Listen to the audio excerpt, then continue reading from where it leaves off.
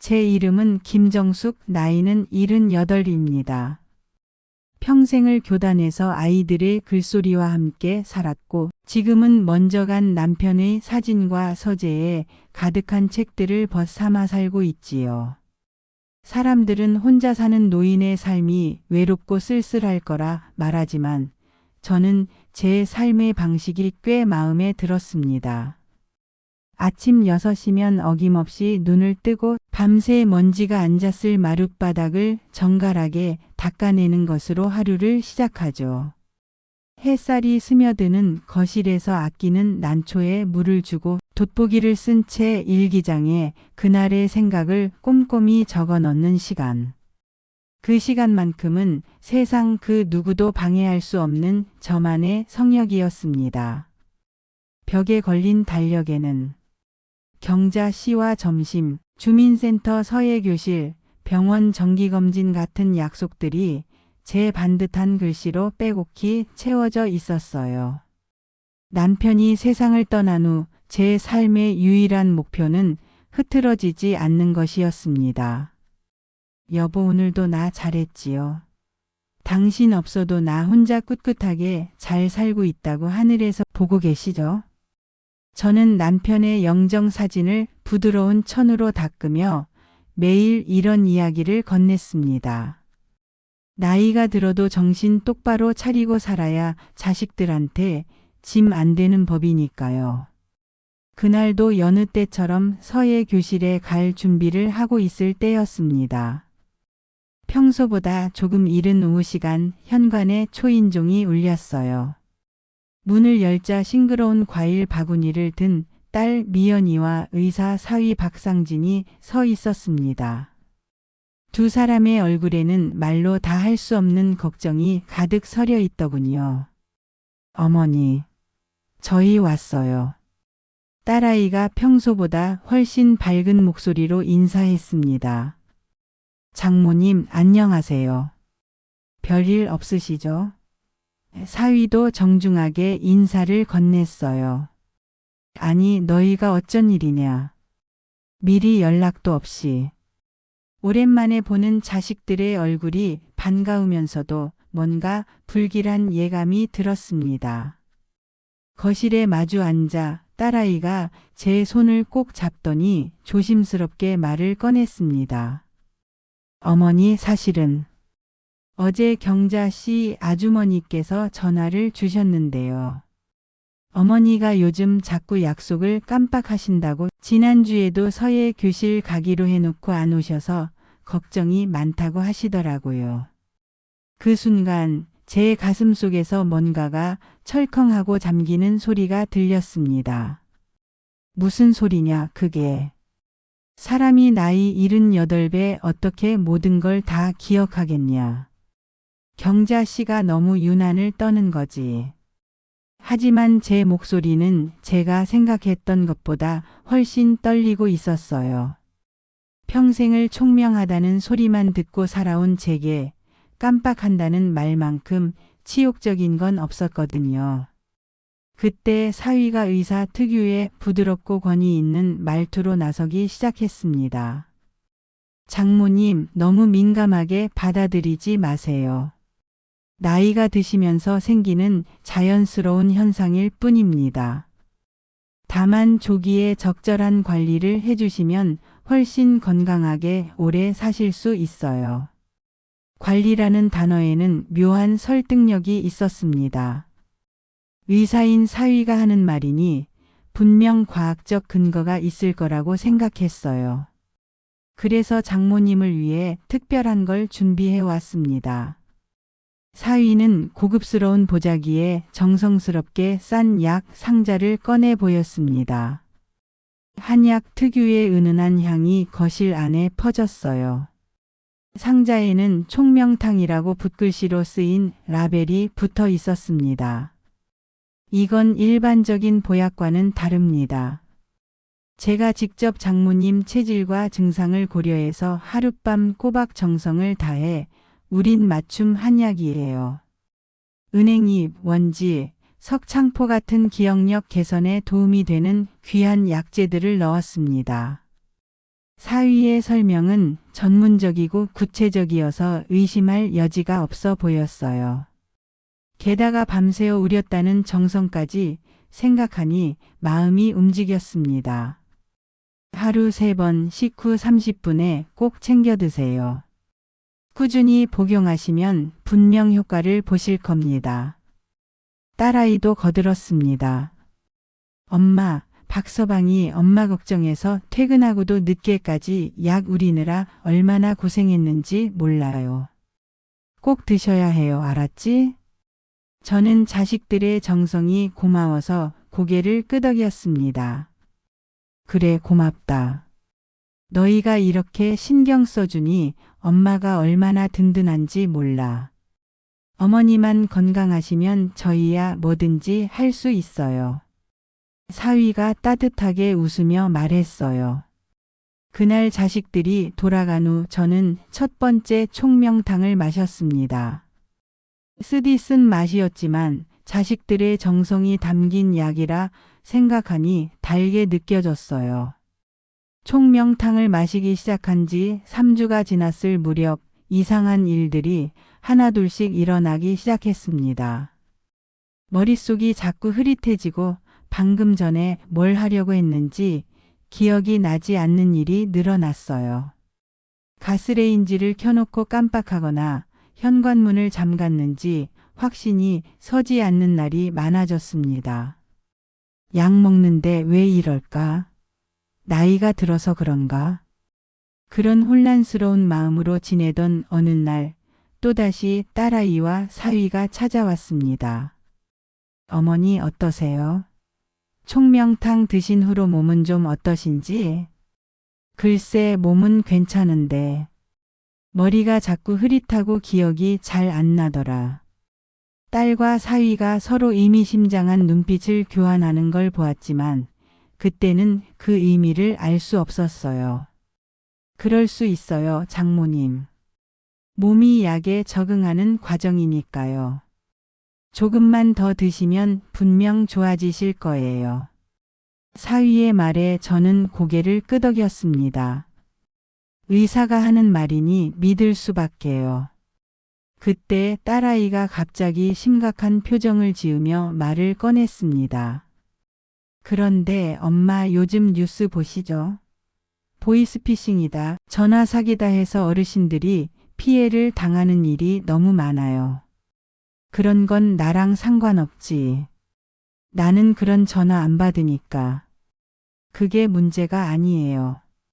엄마처럼 혼자 사시는 분들이 더 위험해요. 특히 엄마는 요즘 깜빡깜빡 하시니까. 딸아이의 말에 제 자존심이 상했지만 부정할 수 없었어요. 실제로 최근 며칠간 기억이 또렷하지 않았으니까요. 그래서 말인데. 사위가 조심스럽게 말을 이었습니다. 복잡한 은행 업무 같은 건 저희가 대신 해드리면 어떨까요? 어머님은 그런 스트레스 받지 마시고 편하게 지내세요. 무슨 소리야? 내 돈을 내가 관리하는 게 당연하지. 평소 같으면 단호하게 거절했을 텐데 그날의 저는 판단력이 흐려져 있었어요. 총명탕의 영향 때문이었죠. 어머니, 저희가 나쁜 마음으로 하는 말이 아니에요. 딸아이가 제 손을 꼭 잡으며 말했어요.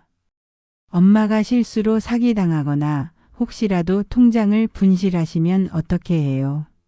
차라리 저희가 안전하게 관리해드리고 필요하신 생활비는 매달 드리는 게 낫지 않을까요? 맞습니다, 장모님. 사위도 거들었어요. 의학적으로도 복잡한 금전 관리는 인지 기능에 부담을 줍니다. 스트레스 받으시면 기억력이 더 나빠질 수도 있어요. 그 순간 제 머릿속이 더욱 혼란스러워졌어요.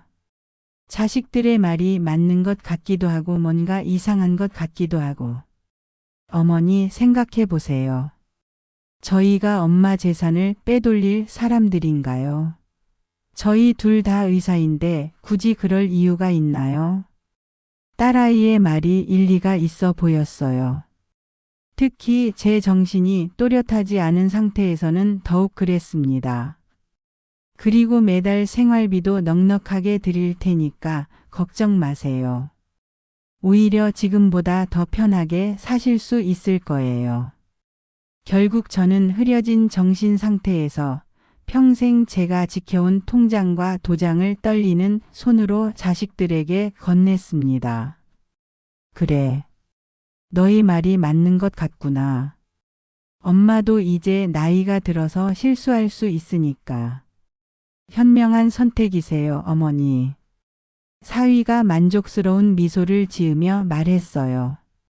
저는 그때 몰랐습니다. 제 손으로 건넨 그 작은 도장이 제 인생 전체를 지켜온 성문의 열쇠였다는 것을. 그리고 그 열쇠를 받아든 제 자식들이 사실은 제 모든 것을 빼앗기 위해 찾아온 도둑이었다는 것을요. 더욱이 제가 그런 중요한 결정을 내릴 수 있는 정신 상태가 아니었다는 것도 말이에요. 자식들에게 통장과 도장을 맡긴 후 제 삶은 겉보기에 더욱 편안해졌습니다. 매주 정해진 날짜에 딸아이가 생활비를 가져다 주었고 사위는 일주일에 한 번씩 새로운 총명탕을 정성스럽게 달여다 주었어요. 복잡한 은행 업무나 각종 공과금 납부 같은 일들은 모두 자식들이 알아서 처리해 주니 저는 정말 왕후처럼 편하게 지낼 수 있었습니다. 엄마, 이번 달 생활비예요. 넉넉하게 쓰세요. 딸아이가 건네주는 돈 봉투를 받으며 저는 마음 한구석에서 묘한 기분을 느꼈어요. 분명히 제 돈인데 마치 용돈을 받는 어린아이 같은 기분이랄까요. 하지만 그런 생각도 잠시뿐이었습니다. 총명탕을 마시고 나면 머릿속이 몽롱해지면서 복잡한 생각을 할 수 없었거든요. 친구들과의 전화 통화에서는 여전히 자식 자랑을 늘어놓았습니다. 응, 경자야.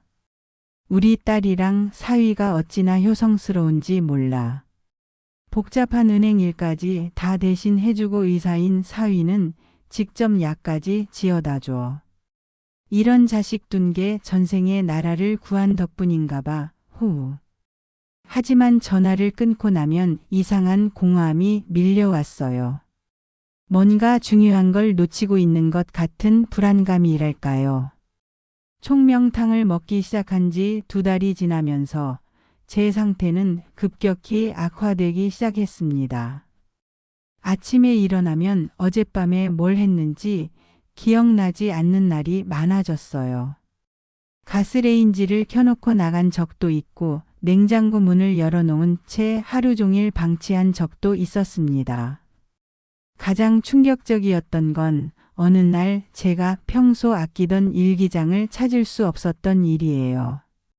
분명히 책상 서랍에 넣어뒀는데 아무리 찾아도 없더군요. 나중에 화장실 휴지통에서 찾았을 때는 정말 소름이 돋았어요. 내가 언제 일기장을 버렸지? 왜 기억이 안 나지? 더 무서운 건 제 글씨였어요.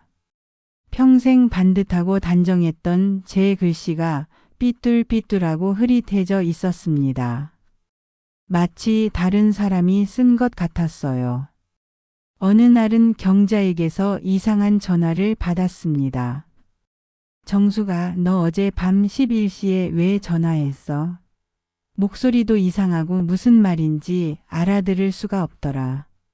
내가 어제 너한테 전화했다고? 응, 뭔 소리를 중얼중얼 하더니 갑자기 끊어버리더라. 정말 기억 안 나? 저는 아무리 생각해봐도 경자에게 전화한 기억이 없었어요. 게다가 밤 11시면 저는 벌써 잠자리에 들 시간인데.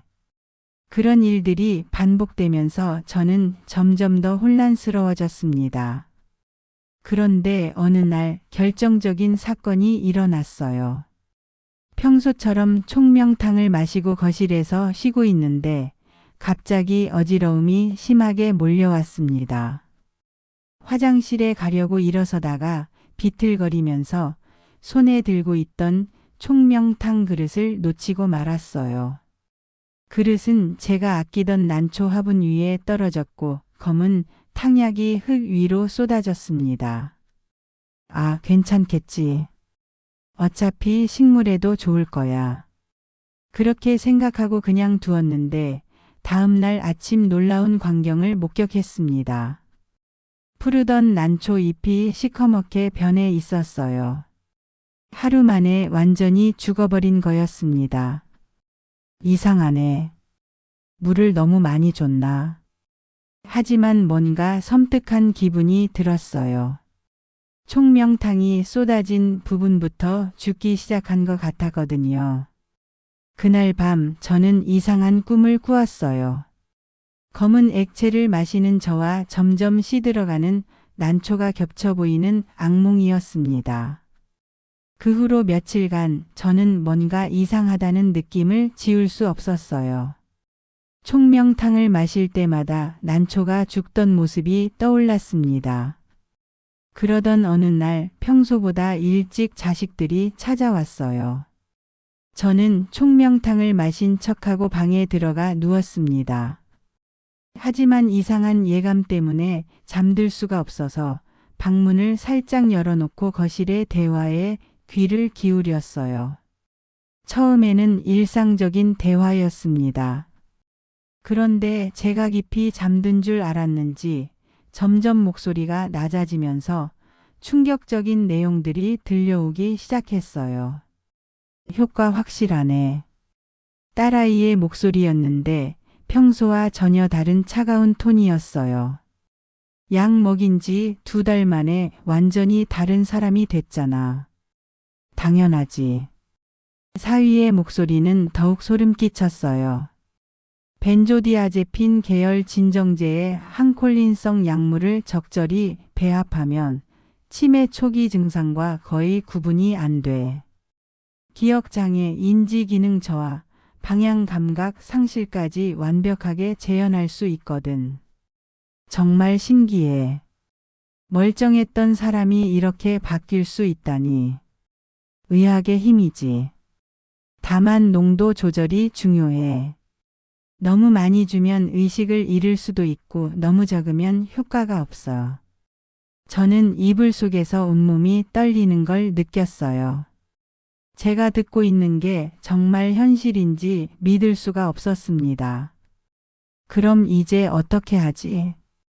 다음 주에 한정후견인 신청할 거야. 내가 정신과 진단서까지 써주면 문제없어. 판단 능력이 없는 치매 환자라고 진단하는 거지. 요양원은? 이미 알아봤어. 시설 좋은 곳으로. 물론 비용은 장모님 재산에서 나가겠지만. 사위가 냉소적으로 웃었어요. 다른 형제들이 뭔가 눈치채면 어떡해? 걱정 없어. 누가 치매 걸린 노인 말을 믿겠어? 게다가 우리가 그동안 얼마나 효자효부 노릇을 잘했는데. 오히려 감동받을걸? 재산 정리는? 이미 계좌 정리 다 했어. 장모님 명의로 된 집도 곧 내 명의로 넘길 예정이고. 법적으로 문제없게 서류 다 준비해뒀어. 한정후견인. 정신과 진단서. 요양원. 재산 정리. 그 단어들이 화살처럼 제 심장을 찔렀습니다. 저는 이불 속에서 소리 없이 울었어요. 아니, 울고 싶었지만 눈물조차 나오지 않았습니다. 너무 큰 충격에 모든 감정이 마비된 것 같았어요. 내 딸이. 내가 낳고 길러낸 내 딸이 나를. 그날 밤부터 저는 총명탕을 마시는 척하면서 모두 화장실 변기에 버리기 시작했어요. 며칠이 지나자 놀라운 변화가 일어났습니다. 머릿속을 덮고 있던 짙은 안개가 걷히면서 정신이 또렷해지기 시작한 거예요. 그러자 지난 몇 달간의 일들이 선명하게 되살아났습니다. 제가 언제 경자에게 밤늦게 전화했는지, 왜 일기장을 휴지통에 버렸는지, 어떻게 그토록 중요한 통장과 도장을 쉽게 내줄 수 있었는지. 모든 게 약물의 영향이었다는 걸 깨달았어요. 더 무서운 건 앞으로 저에게 벌어질 일들이었습니다. 한정후견인 선정 요양원 입원 재산 몰수. 그 모든 계획이 차근차근 진행되고 있었던 거예요. 저는 거울 앞에 섰습니다. 2달 만에 확실히 늙어 보이는 제 모습이 거기 있었어요. 하지만 눈동자만큼은 예전보다 훨씬 날카롭게 빛나고 있었습니다. 분노와 배신감, 그리고 복수에 대한 의지로 말이에요. 이대로 당하고만 있을 수는 없다. 하지만 상대는 의사라는 전문직의 권위를 가진 사위와 그와 한편이 된 제 친딸이었습니다. 게다가 이미 저를 치매 환자로 만들어 놓은 상황에서 저 혼자 힘으로는 이길 수 없는 싸움이었어요. 저에게는 조력자가 필요했습니다. 믿을 수 있고 자식들의 위선과 거짓을 꿰뚫어 볼 수 있는 날카로운 칼이 되어줄 누군가가. 그때 저는 오래된 서재에서 먼지 쌓인 졸업 앨범들을 꺼내기 시작했습니다. 수십 년간 제 손을 거쳐간 수많은 제자들의 얼굴을 하나하나 넘겨보며 한 아이의 사진 앞에서 손을 멈췄어요. 최석호. 반에서 가장 정의감이 강했던 그 아이. 친구가 잘못을 저질러도 끝까지 옳고 그름을 따지던 고집 센 아이. 급식비를 훔친 친구를 대신해 누명을 쓰고도 진실이 밝혀질 때까지 입을 열지 않던 그 의로운 아이. 그 아이라면 지금쯤 훌륭한 법조인이 되어 있을지도 모르겠다. 저는 떨리는 손으로 전화번호부를 뒤져 최석호 변호사라는 이름을 찾아냈습니다. 다음 날 저는 제가 모은 모든 증거를 가방에 넣었어요. 시든 난초를 찍은 사진, 제가 총명탕을 벌이면서 몰래 녹음한 자식들의 대화, 그리고 무엇보다 아직 또렷한 제 기억력. 총명탕을 끊은 지 일주일이 지나자 제 정신은 놀라울 정도로 맑아졌습니다. 그동안 제 의식을 짓누르고 있던 무거운 안개가 걷히니 비로소 지난 몇 달간의 악몽 같은 시간을 객관적으로 바라볼 수 있게 되었어요. 가장 먼저 해야 할 일은 정확한 사실 확인이었습니다. 평생 교사로 살면서 늘 아이들에게 추측이 아닌 사실로 말하라고 가르쳤던 제게 이번만큼은 확실한 증거가 절대적으로 필요했거든요. 저는 자식들 몰래 집을 나서 사위가 근무하지 않는 멀리 떨어진 대학병원으로 향했습니다. 어떤 검사를 원하시나요? 젊은 신경과 의사가 친절하게 물어봤어요. 치매 정밀 검사를 받고 싶습니다. 그리고 저는 한 번 더 용기를 냈어요. 혈액과 모발 검사도 함께 해주세요. 모발 검사요? 특별한 이유가 있으신가요? 최근 몇 달간 한약을 복용했는데 혹시 몸에 이상한 성분이 축적되어 있는지 확인하고 싶어서요. 의사는 약간 의아한 표를 지었지만 제 요청을 들어주었습니다. 검사 결과가 나오기까지의 3일은 평생 가장 길게 느껴진 시간이었어요. 정말 제가 치매에 걸린 건 아닐까 하는 불안감과 만약 그게 아니라면 제 자식들이 얼마나 끔찍한 일을 저질렀는지에 대한 공포가 번갈아가며 저를 괴롭혔습니다. 검사 결과가 나왔으니 내원해 주세요. 전화를 받고 병원에 갔을 때 의사의 표정이 심상치 않았어요. 어머님, 먼저 좋은 소식부터 말씀드리겠습니다. MRI, PET-CT를 포함한 모든 치매 검사에서 정상 소견이 나왔습니다. 인지기능 검사 점수도 연세 대비 매우 우수한 편이세요. 순간 안도의 한숨이 터져 나왔어요. 하지만 의사의 다음 말에 온몸이 얼어붙었습니다. 그런데 혈액과 모발에서 심각한 문제가 발견되었습니다. 의사는 검사 결과지를 보여주며 차근차근 설명했어요. 어머님 체내에서 로라제팜 미다졸람 같은 벤조디아제핀 계열 약물과 스코폴라민 성분이 지속적으로 검출되고 있습니다. 이런 약물들은 장기 복용 시 치매와 거의 구분할 수 없는 증상을 유발합니다. 그게 무슨 뜻인가요? 이 농도와 패턴으로 봤을 때 누군가가 계획적으로 이런 약물을 어머님께 투여한 것으로 보입니다. 자연적으로는 절대 이런 수치가 나올 수 없어요. 의사의 말은 저에게 내려진 사형 선고이자 동시에 무죄 방면 판결이었습니다. 어머님, 이건 명백한 범죄입니다. 즉시 경찰에 신고하셔야 해요. 잠깐만요, 선생님. 이런 약물을 구하려면 처방전이 있어야 하죠. 그것도 의사가 아니면 이렇게 정교하게 배합하기 어려운 조합입니다. 그 순간 제 머릿속에서 모든 퍼즐이 맞춰졌어요. 의사인 사위 그리고 그와 공모한 제 딸. 병원을 나오는 길에 저는 마치 다른 사람이 된 기분이었어요. 더 이상 피해자가 아니라 생존자였고 이제는 가해자들을 법의 심판대에 세워야 하는 고발자가 되어 있었습니다. 하지만 상대는 만만치 않았어요. 의사라는 사회적 지위와 딸이라는 혈연관계, 그리고 이미 저를 치매 환자로 기정사실화한 주변 상황까지. 저 혼자서는 절대 이길 수 없는 싸움이었습니다. 그래서 저는 집에 돌아와 가장 먼저 한 일이 증거를 체계적으로 정리하는 것이었어요. 오래된 서재에서 꺼낸 공책에 시간순으로 모든 사건을 기록했습니다.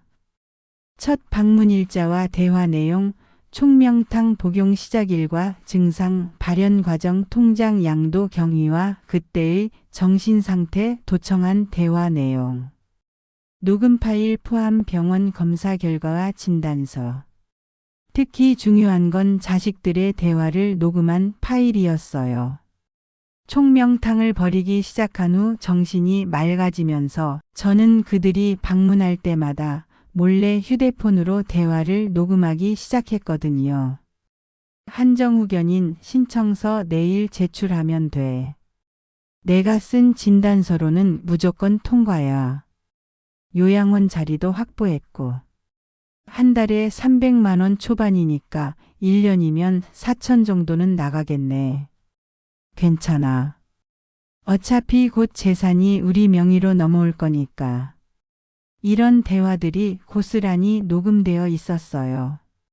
모든 준비를 마친 저는 30년 전 졸업 앨범에서 찾은 연락처로 전화를 걸었습니다. 여보세요, 최석호 변호사님 사무실입니까? 김정숙이라고 하는데. 선생님이세요. 전화 너머로 들려온 반가운 목소리에 눈물이 핑 돌았어요. 수십 년 만에 만난 제자는 이제 중견 변호사가 되어 있었습니다. 여전히 학창시절의 반듯한 인상을 간직한 채 저를 극진히 반갑게 맞아주더군요. 선생님, 이게 정말 얼마만입니까? 그런데 어쩐 일로? 저는 차분하게 마치 수업을 하듯 지난 몇 달간의 일을 모두 설명했습니다. 준비해간 증거들을 하나하나 보여주면서 말이에요. 이야기를 듣는 내내 최 변호사의 표정은 점점 굳어져 갔어요. 특히 녹음 파일을 들려주자 그는 주먹을 불끈 쥐며 분노를 감추지 못했습니다. 선생님,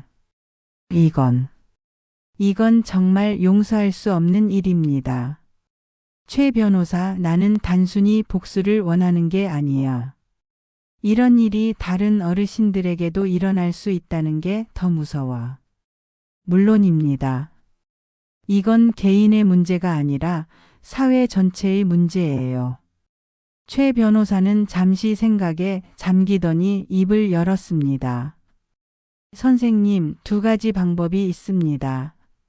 지금 당장 경찰에 신고해서 형사고발을 하는 방법과 다른 방법은 저들이 스스로 함정에 빠지도록 유도하는 겁니다. 더 확실한 증거를 잡고 저들의 계획을 완전히 무력화시키는 거죠. 저는 망설이지 않고 대답했습니다. 두 번째 방법을 택하겠어. 이놈들이 제대로 된 대가를 치르게 하고 싶다. 최 변호사와의 상의 후 저는 아주 위험하지만 확실한 계획을 세웠습니다. 자식들 앞에서는 더욱 완벽한 치매 환자 연기를 하면서 그들이 마지막 결정타를 날리도록 유도하는 것이었어요. 다음 날부터 저는 제 평생의 연기력을 모두 동원했습니다. 너 누구냐? 우리 집에 왜 와 있어? 딸 앞에서 저는 초점 없는 눈빛으로 물어봤어요. 어머니, 저 미연이에요. 딸이요. 딸? 우리 딸은 아직 어린데. 너는 누구야? 딸아이의 얼굴에 스치는 경멸과 희열의 미소를 저는 놓치지 않았습니다. 며칠 후에는 더 연기에 공을 들였어요. 화장실을 찾지 못해 헤매거나 가스레인지를 켜놓고 깜빡하는 모습을 보여줬습니다. 어머니 정말 위험해졌네. 이러다가 큰일 나겠어. 사위가 딸에게 속삭이는 소리가 들렸어요. 다행히 한정후견인 서류는 다 준비됐어. 내일 법원에 제출하면 일주일 안에 결정 날 거야. 그럼 그때부터 요양원 입원시키고 집 처분하고 모든 계획대로 진행하면 돼. 저는 그 대화를 녹음하면서 속으로 냉소했어요. 그래, 마지막까지 가보자. 누가 이기는지. 마침내 운명의 날이 다가왔습니다. 어머니, 오늘 중요한데 가실 거예요. 딸아이가 평소보다 더 다정한 목소리로 말했어요. 좋은 곳이에요. 어머니가 앞으로 편하게 지내실 수 있는 곳이요. 저는 멍한 표정으로 고개만 끄덕였습니다. 차 안에서 사위가 설명했어요. 장모님, 오늘 서류에 도장 하나만 찍으시면 돼요. 그러면 모든 게 해결됩니다. 무슨 서류? 어머니를 위한 특별한 보호 절차요. 복잡한 건 저희가 다 알아서 할 테니까 걱정 마세요. 공증사무소에 도착했을 때 저는 제 인생에서 가장 중요한 연기를 준비하고 있었습니다. 그리고 제 가방 안에는 최 변호사에게서 받은 작은 녹음기가 들어 있었어요. 드디어 모든 것이 결판날 순간이 다가오고 있었습니다. 공증사무소의 차가운 공기가 제 피부를 스쳤습니다. 형광등 불빛 아래에서 딸과 사위의 얼굴이 유난히 창백해 보였어요. 어머님, 여기 앉으세요. 사위가 제 팔을 살며시 잡아 의자로 이끌었습니다. 그의 손길은 겉으로는 정중했지만 제게는 독사의 촉감처럼 차갑게 느껴졌어요. 공증인이 기계적인 목소리로 서류를 읽어 내려갔습니다.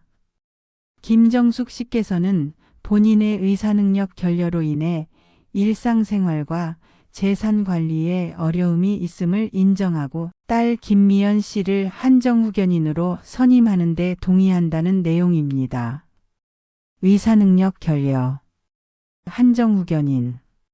그 단어들이 제 귓속으로 파고들면서 마치 관 뚜껑의 못을 박는 소리처럼 들렸어요. 저는 일부러 멍한 표정을 지으며 중얼거렸습니다. 뭐라고 하는 거예요? 어려운 말들이. 잘 모르겠어요. 딸아이가 제 손을 꼭 잡으며 다정하게 속상이었어요. 하지만 그 눈빛에는 승리의 확신이 번뜩이고 있었습니다. 어머니 걱정 마세요. 그냥 어머니가 더 편하게 지내실 수 있게 해드리는 거예요. 여기에 도장만 꾹 눌러주시면 돼요. 사위도 거들었습니다. 맞습니다, 장모님. 이제 복잡한 일은 저희가 다 처리해 드릴게요. 장모님은 요양원에서 편하게 지내시기만 하면 됩니다. 요양원이라는 단어가 나오자 공증인이 약간 이상한 표정을 지었어요. 하지만 사위가 재빨리 의사 자격증을 보여주며 설명했습니다. 제가 정신건강의학과 전문의입니다. 장모님이 알츠하이머 초기 진단을 받으셔서 전문적인 치료가 필요한 상황이에요. 공증인은 고개를 끄덕이며 서류를 제 앞으로 밀어놓았습니다. 딸아이가 인주를 묻힌 제 도장을 건네며 말했어요. 자, 어머니. 여기에 꾹 눌러주세요.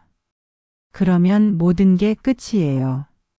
그 말 속에 담긴 진짜 의미를 저는 너무나도 잘 알고 있었습니다.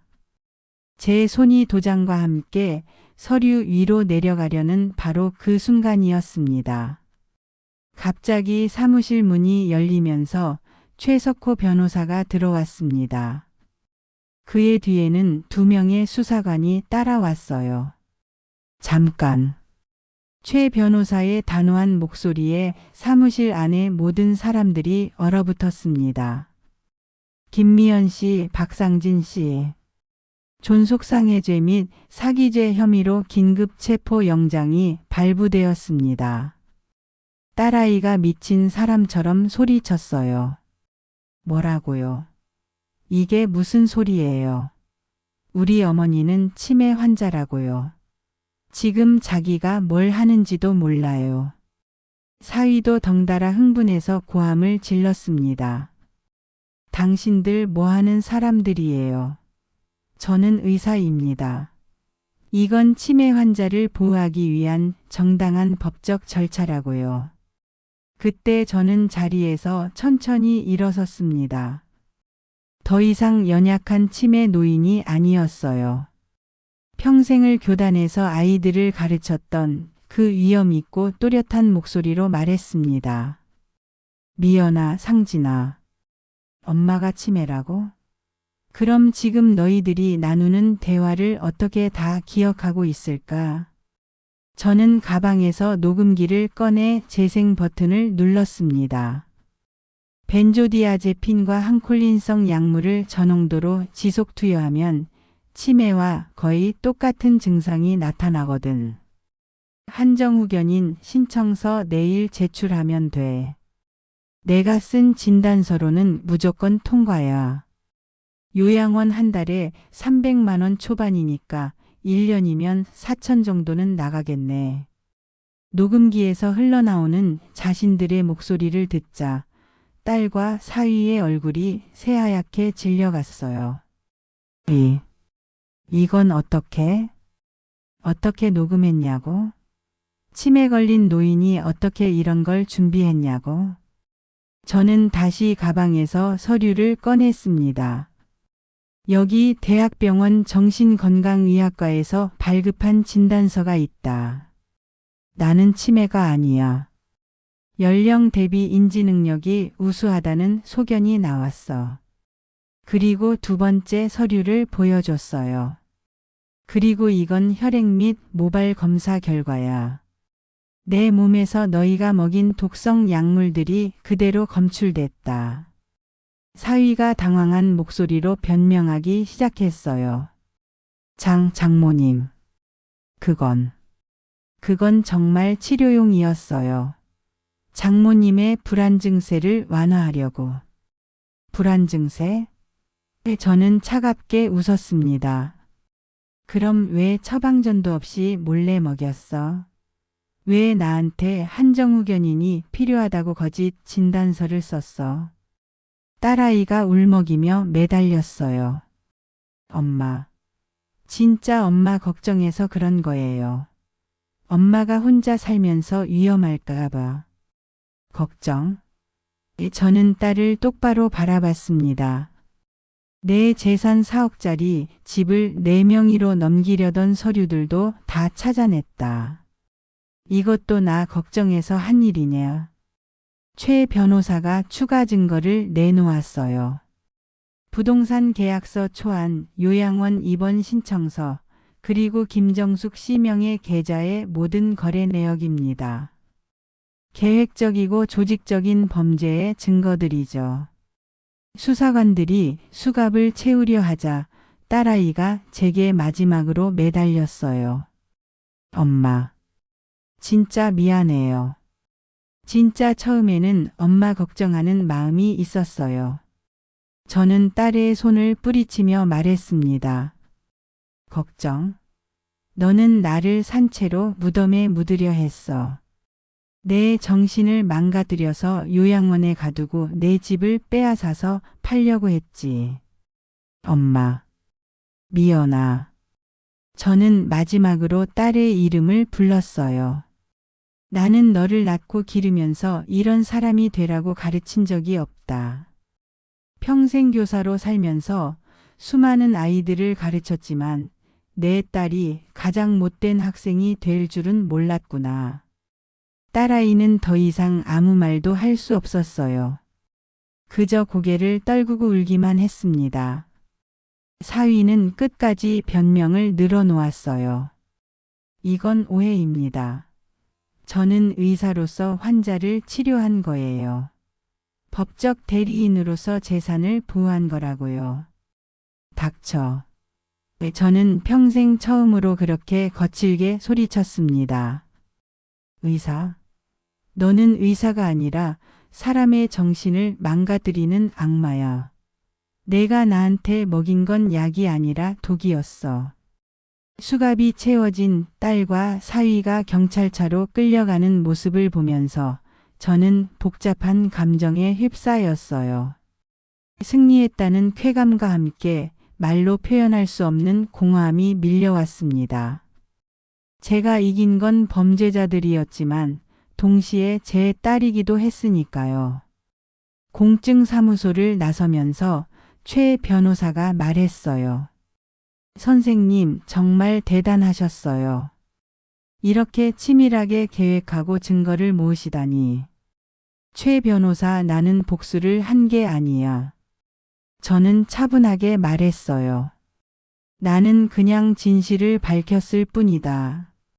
그리고 이런 일이 다른 어르신들에게는 일어나지 않기를 바랄 뿐이야. 저는 그날 집에 돌아가서 남편의 사진 앞에 앉았어요. 여보, 내가 우리 딸을 법의 심판대에 세웠어요. 이게 맞는 걸까요? 남편의 사진은 여전히 온화하게 웃고 있었지만 저는 그 미소 속에서 잘했다는 대답을 들을 수 있었어요. 딸과 사위가 체포된 지 한 달이 지났습니다. 재판 과정에서 더 충격적인 사실들이 밝혀졌어요. 제가 당한 일이 처음이 아니었다는 거였습니다. 사위는 다른 병원에서도 비슷한 수법으로 고령 환자들을 상대로 불법 처방을 해온 전력이 있었고 딸은 그의 공범이었던 거죠. 선고 공판날 저는 피해자 진술을 위해 법정에 섰습니다. 피고석에 앉은 딸과 마지막으로 눈이 마주쳤을 때 딸아이는 고개를 푹 숙이고 있었어요. 체중도 많이 빠지고 초췌해진 모습이었지만 저는 더 이상 측은하다는 생각이 들지 않았습니다. 피해자 김정숙 씨, 진술해 주시기 바랍니다. 저는 마이크 앞에 서서 차분하게 말했어요. 재판장님, 저는 평생 교사로 살아왔습니다. 수많은 아이들에게 정직과 성실의 가치를 가르쳤습니다. 그런데 제가 가장 애정을 쏟아 기른 제 딸이 저에게 가장 큰 상처를 주었습니다. 법정은 조용했어요. 모든 사람들이 제 말에 귀를 기울이고 있었습니다. 하지만 저는 이 자리에서 단순히 제 딸을 원망하려는 게 아닙니다.